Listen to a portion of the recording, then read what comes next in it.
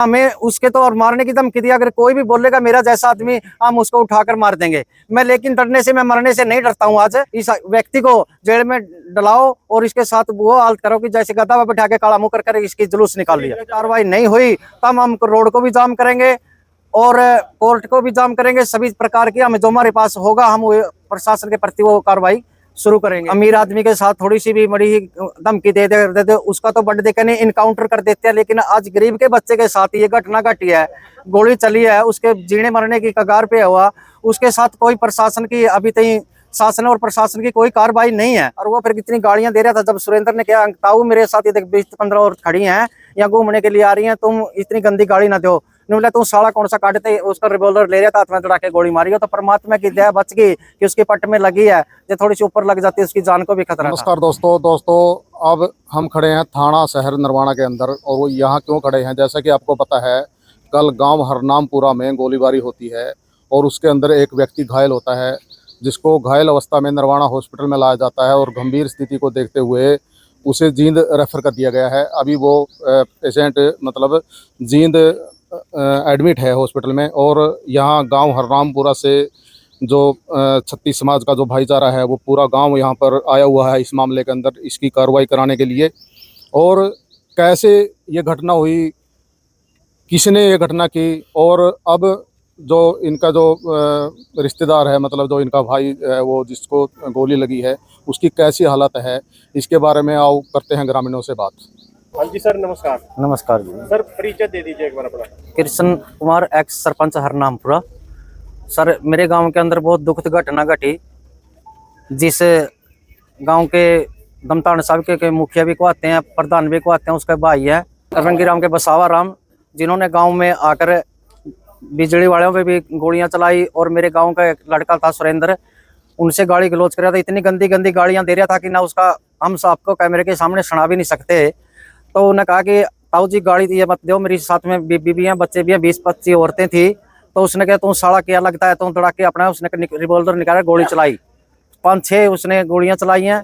और जब भी हम देखते हैं कि किसी का भी अमीर आदमी के साथ थोड़ी सी भी बड़ी धमकी दे उसका तो बड़ देखे नहीं इनकाउंटर कर देते हैं, लेकिन आज गरीब के बच्चे के साथ ये घटना घटी है, गोली चली है, उसके जीने मरने की कगार पे हुआ, उसके साथ कोई प्रशासन की अभी तक शासन और प्रशासन की कोई कार्रवाई नहीं है।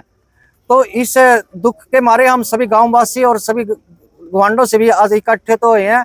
अगर जो इनके साथ इसकी कार्रवाई नहीं हुई तब हम रोड को भी जाम करेंगे और कोर्ट को भी जाम करेंगे। सभी प्रकार की हमें जो हमारे पास होगा हम प्रशासन के प्रति वो कार्रवाई शुरू करेंगे। लेकिन हम प्रशासन से भी और शासन से भी हाथ जोड़कर प्रार्थना करता हूं कि मेरे गांव की तरफ से कि भी इसके प्रति कार्रवाई करी जाए और नंगा करके और सिर को गंजा करके गांव के अंदर चुगरते गमाया जाए ऐसे व्यक्ति का, क्योंकि अमीरी का घमंड है, अमीर व्यक्ति है, पैसे में खरीद सकता है, सभी प्रकार की कार्य कर सकता हुआ। हमें उसके तो और मारने की धमकी दी, अगर कोई भी बोलेगा मेरा जैसा आदमी हम उसको उठाकर मार देंगे। मैं लेकिन डरने से, मैं मरने से नहीं डरता हूँ। आज तो मैं डरने से कहता हूँ कि भी मेरे इसके बच्चे को इंसाफ मिलना चाहिए और शासन और प्रशासन को इसको आगे आकर इस व्यक्ति को जेल में डलाओ और इसके साथ वो हालत करो कि जैसे गधा में बैठा के काला मुंह कर इसकी जुलूस निकाल लिया। झगड़ा तो ये था जी इनका, इसका सेलर है गाँव हरनामपुरा और दमतान के रोड पर बसावा राम का। तो बिजली वाले कर रहे थे, उनको बोलता है ये कि भी मेरे सिलेंडर की लाइट चालू करो, तुम गांव ना छोड़ो, गांव मरता मरने दो। तो उनके साथ आके गाली गलौच भी करी है, उनके साथ मारी भी है, उनके साथ उनके राउंड भी फायरिंग करी है उन्होंने। तो हम फायरिंग करके तो बच्चा बच गए। और वो फिर कितनी गाड़ियां दे रहा था। जब सुरेंद्र ने कहा ताऊ मेरे साथ ये 20-15 और खड़ी हैं या घूमने के लिए आ रही हैं, तुम इतनी गंदी गाड़ी ना दो, बोला तुम साला कौन सा काटते, उसका रिवॉल्वर ले रहा था, हाथ में चढ़ा के गोली मारी हो। तो परमात्मा की दया बच गई कि उसकी पट में लगी है, जो थोड़ी सी ऊपर लग जाती है उसकी जान को भी खतरा था। पहले कोई दुश्मनी, कोई किसी प्रकार की दुश्मनी थी, बहन मस्ती में आदमी है, कोई किसी प्रकार का नशा भी नहीं करता, किसी प्रकार का भी नशा करता वो गड़ले से कह के मारता है। रोब में था, गड़ पकड़ा था पाँव किसी का ने, पूरा अट्टा कट्टा आदमी है, चूरमा खावा है, देसी की खाते हैं, बड़े लोग हैं, क्या करें हम गरीब आदमी। तो हम तो यही है कि भी आप जैसे लोगों पत्रकारों के आगे अपनी बातें रख रहे हैं और प्रशासन को भी और शासन को भी कह रहे हैं कि इसके प्रति कार्रवाई की जाए। कल बयान थे कि ये नशे में का ये हुआ। नहीं जी, कोई नशा तो करता ही नहीं है। कह रहे थे भी नशा में ना हो, इतनी तो इतना अंधाधुंध गोली चलाता है कि भी नशे में हो सकता है, लेकिन नशा नहीं था उसका। जब आदमी पटक पटक के मारता है दूसरे को तो नशा कैसे हो सकता है। क्या गिरफ्तारी हुई है? नहीं जी, अभी तक कोई गिरफ्तारी नहीं हुई।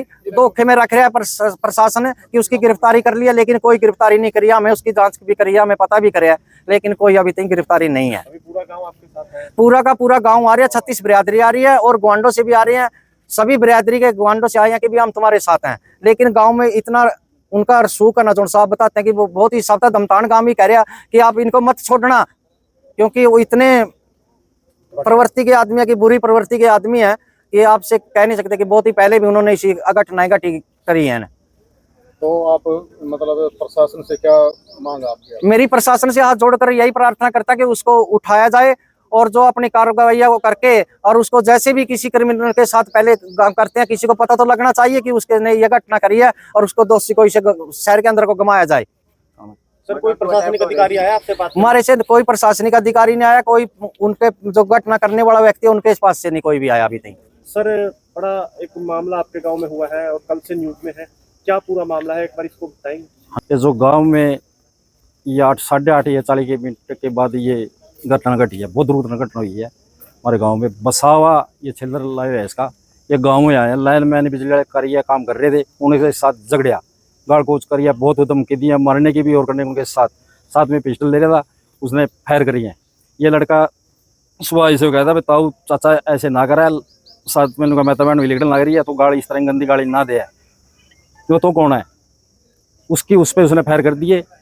इतनी बात पे इतनी ही बात पे फायर कर दी उन्हें। पहले तो लंबा टाइम से उनके साथ बिजली वाले के साथ बहुत ही हो कर रहा था, कई दिन से पड़ रहे थे उसके साथ में, वो बेचारे अपना वो कर रहे थे और रात ने आके उसने ये चीज घटना घटाई। सेलर कहाँ का? दमतान में ही है? दमतान का इसका खेत में चल रहा है, अपने गांव से आधे किलोमीटर दूर दमतान रोड पे है। अभी भी गिरफ्तारी नहीं हुई जो आरोपी है इस मामले में?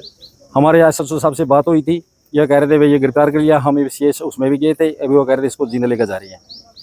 इतनी ही जानकारी हमने मिली है, तो उस पर हमने थोड़ा विश्वास कराया, नहीं होगा तो इसको हम फिर थोड़ी देर के लिए इंतजार में, नहीं फिर हम जामिल कराएंगे और आगे कार्रवाई करेंगे। नमस्कार जी। नमस्कार आपका परिचय दे दो जी पहले तो। मैं भीम सिंह नंबरदार, गाँव का नंबरा। जो ये कल गोलीबारी हुई है इसके बारे में क्या कहोगे? ये गोलीबारी तो करीब अब तक पहले जो तूफान आया था इसमें लाइट वगैरह पोल वगैरह टूट रहे थे, और इसकी लाइन है जो गांव की सेलर, गांव वाली लाइन में से जा रही है सेलर में, इसका कुछ कवर सुनी हुई थी लाइनमैन से। जो भाई था वो घूमने जा रहा था, उल्टा बोल रहा है, उसके साथ में उसकी घर वाली थी, उसकी सिस्टर थी, उसने इतनी की बात कही, अभी तो उल्टा ना बोलो, मैं करीब 200-250 मीटर दूर था उससे, इतना में फायर करे हैं।